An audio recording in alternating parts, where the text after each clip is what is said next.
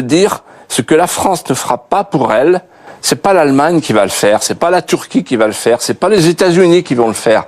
C'est elle toute seule, elle, le peuple français. On a déshabitué le peuple français à l'idée de l'indépendance nationale. Le débat politique et intellectuel occupe une place importante dans les médias, car il permet aux personnalités publiques d'exprimer leurs idées sur la société et l'avenir. Dans l'émission animée par Apolline de Malherbe sur BFM TV, diffusée le 10 avril 2021, l'invité était Philippe de Villiers, fondateur du Puy du Fou et auteur du livre « Le jour d'après », publié chez Albin Michel. Au cours de cette interview, il partage sa vision de la société, de la politique et de l'avenir après les crises récentes. Cette rencontre médiatique met en lumière les différentes opinions qui alimentent le débat public. Tout d'abord, l'interview donne à Philippe de Villiers l'occasion de présenter les idées développées dans son livre « Le jour d'après ». Dans cet ouvrage, il propose une réflexion sur l'évolution du monde et sur les transformations politiques, économiques et culturelles. Selon lui, les crises récentes invitent les sociétés à repenser leur organisation et leurs valeurs. Ensuite, l'échange avec Apolline de Malherbe permet d'aborder plusieurs sujets d'actualité. L'intervieweuse pose des questions afin de clarifier la pensée de son invité et de confronter ses arguments à la réalité politique. Ce type de dialogue journalistique est important, car il permet au public de mieux comprendre les positions des personnalités publiques et de se forger sa propre opinion. Enfin, cette émission montre le rôle essentiel des médias dans la diffusion des idées et dans le débat démocratique. Je suis au contraire avec un temps d'avance, dans une sagesse prémonitoire. Dans ma vie, j'ai toujours été un lanceur d'alerte.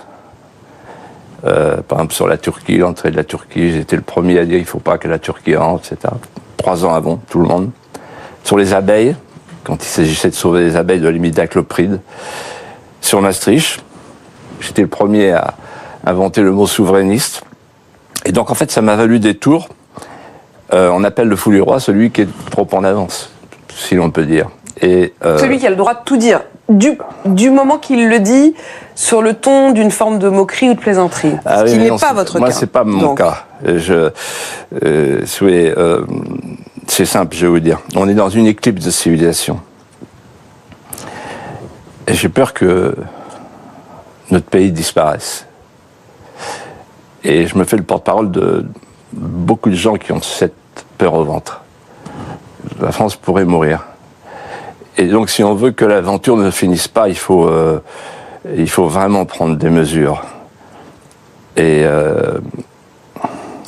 il faut retrouver une politique de civilisation. Et en fait, j'ai écrit ce livre parce que c'est une anecdote, en fait. J'ai retrouvé l'article. J'ai écrit ce livre parce que le 19 décembre 2020, j'ai trouvé dans mon journal quotidien, Ouest France, un article intitulé « Le cerveau des Chiliens ne sera ni hacké ni manipulé. Le Chili pionnier en euro-droit ».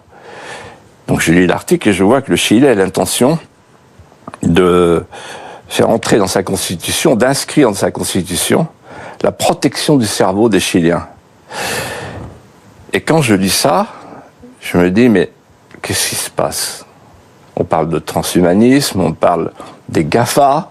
Je lis le livre de Olivier Babot, remarquable, Le nouveau désordre numérique.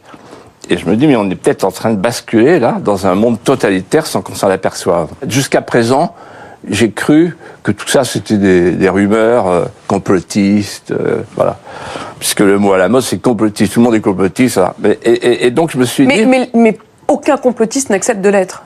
Donc, si je vous demande est-ce que vous êtes complotiste, vous me direz sans doute, mais ça ne sera pas forcément une preuve que vous ne l'êtes pas. Alors la preuve qu'on l'est ou qu'on ne l'est pas, c'est très simple, c'est les faits. Voilà. Un complotiste, c'est quelqu'un qui ment.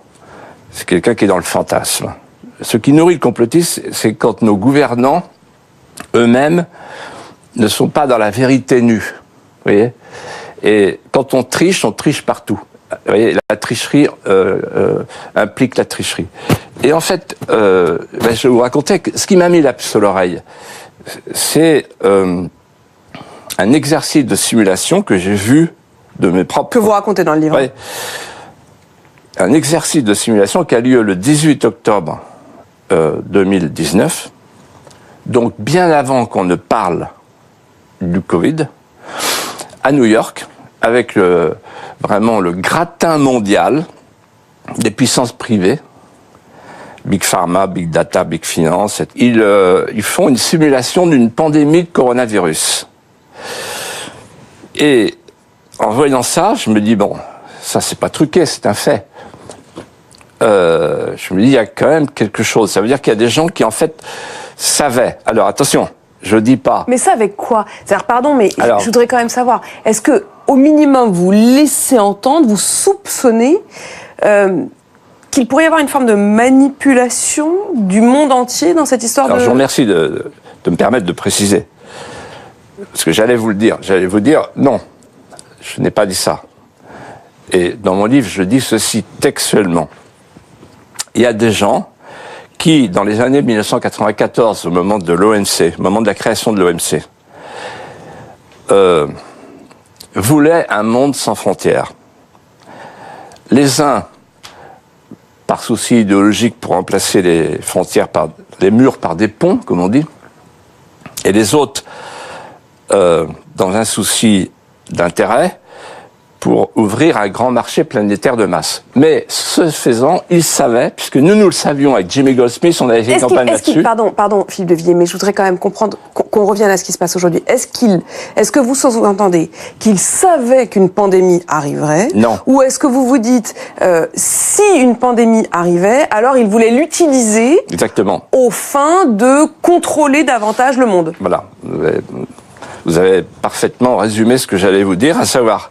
Ils n'ont pas créé cette pandémie, mais ils l'utilisent alors. Alors, simplement, ils savaient, Jimmy Goldsmith, qui était un grand chef d'entreprise, qui avait profité du mondialisme, me dit à moi, il y a 200 000 microbes qui se baladent, et donc c'est une folie de faire un monde sans cloison, parce que, et il ajoute, et je le cite, si vous mettez 5 ou 6 milliards de personnes dans la même pièce, le microbe, s'il y en a un, il va mettre tout le monde au tapis.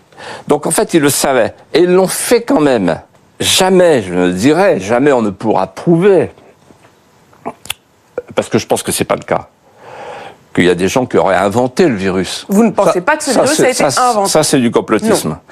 En revanche, ce que je dis, à travers ce livre, paru le 2 juin 2020, c'est qu'il y a des gens, les géants du numérique, qui en tirent profit. Qui en tirent profit. Et Philippe de Villiers, on va revenir aussi à ce qui se passe ici en France et ce que vous décrivez comme une dictature hygiéniste. Mais je rebondis quand même sur ce que vous dites. Finalement, le grand paradoxe, c'est que vous pourriez, au fond, vous réjouir du retour. Vous dites c'était une folie ce monde sans cloison, que vous aviez vous-même appelé à davantage de souverainisme. Vous pourriez être celui qui se réjouit, au fond, que l'une des conséquences, même si évidemment personne ne l'a souhaité, mais l'une des conséquences, c'est le retour des frontières. C'est drôle parce qu'il y a encore quelques semaines, souvenez-vous, la phrase de Emmanuel Macron, le virus n'a pas de passeport. Le problème, c'est que ceux qui ont le virus en ont un. Et donc,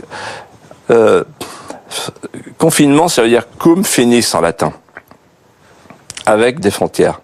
Et donc, en fait, on a refusé la France par idéologie. Emmanuel Macron, par idéologie, on a refusé pendant des mois de fermer les frontières, puis on s'est aperçu que finalement, quand on ne fermait pas les frontières extérieures, il fallait fabriquer des frontières domestiques, c'est ce qu'on a fait. Donc, en fait, vous dites, on aurait pu éviter aux gens de rester chez eux si on avait fermé les frontières extérieures de la France ? Bien sûr, il y a des pays qui l'ont fait. Voilà. Petite parenthèse, je suis allé en Espagne il n'y a pas longtemps, il n'y a pas de frontières. Hein, c'est bon. Mais ça ne marche. Les pays dont vous parlez, pardon quand même, les pays dont vous parlez, c'est des îles. C'est la Nouvelle-Zélande, c'est éventuellement l'Angleterre à un moment. Absolument, oui. C'est pas exactement notre cas quand même. Alors, les pays ont plus ou moins fermé leurs frontières. La Chine, par exemple, et tous les pays qui ont d'abord fermé leurs frontières en sont sortis les premiers. Et non, je crois que sur la question des frontières, c'est incontestable, puisque même aujourd'hui, Emmanuel Macron le dit. Aujourd'hui, tout le monde dit ça. Et tout le monde dit d'ailleurs, il y a un problème pour Schengen, etc. Non, ce qui me frappe beaucoup quand même, et c'est aussi pour ça que j'ai écrit ce livre, c'est que donc les gens comme moi qui sont souverainistes, attachés à la souveraineté externe et interne de la France, hurlaient dans le désert. En invitant des auteurs et des responsables politiques, des chaînes d'information comme BFM TV contribuent à faire connaître différentes visions de la société. Le public peut ainsi découvrir des analyses variées sur les enjeux contemporains. En conclusion, l'interview de Philippe de Villiers par Apolline de Malherbe constitue un moment de débat et de réflexion sur l'avenir de la société. À travers la présentation du livre « Le jour d'après », cette discussion illustre l'importance des échanges d'idées dans les médias. Les interviews politiques et intellectuelles permettent ainsi d'enrichir le débat public et d'encourager les citoyens à réfléchir aux enjeux du monde actuel.